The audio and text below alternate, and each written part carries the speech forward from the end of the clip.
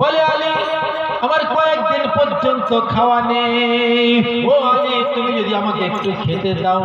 বলছে ভিখারি তোর কি একটু মায়া দয়া নাই? আমার বিবি ফাতেমার শরীর খারাপ।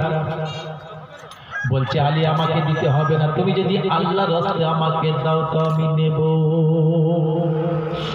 বলছে ও ভিখারি তুই জানিস না রে, জানিস না ও ভিখারি আমি ফাতেমাকে ভালোবাসি, আমি হাসান হোসেনকে ভালোবাসি।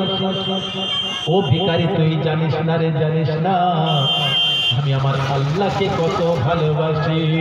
তুই আল্লাহর নাম নিয়েছিস কি সেই নে ভিখারি তুই অর্ধেক ফল খা। অর্ধেক ফল দিল।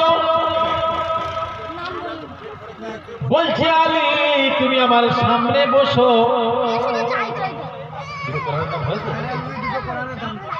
আয়রা বিবি, আয়রা বিবি দেখেছে?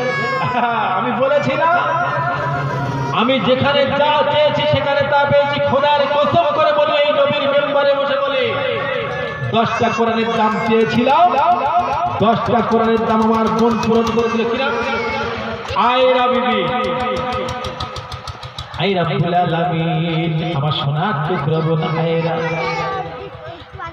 আয় আল্লাহ আমি চেয়েছিলাম 10টা কোরআনের দাম আমার বুবুজান পূরণ করে দিল, 500 টাকা দান করে গেল। আয় আল্লাহ শেষ ভালো যার সব ভালো তার, শেষ সময় আমার আয়রা বুবুজান 500 টাকা দিল।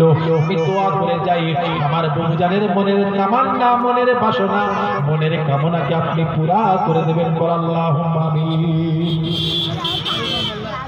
আবার মার ফাগুন আমার একখানা তালি 11টা হয়ে গেল। আচ্ছা এটা যদি 15 পর্যন্ত হয় কি অসুবিধা হবে? হ্যাঁ এবছরের কথা বলছি, এবছর আমি যে যত জলসা করেছি এই পর্যন্ত আলহামদুলিল্লাহ প্রায় 40টার মতো জলসা হলো, আর এখনো 30টার মতো বাকি আছে। তো আমি যেখানে যা চেয়েছি সেখানে তা পেয়েছি। আজকের এই যুগিগড়া মদিনা মসজিদ পাশেই মাদ্রাসা,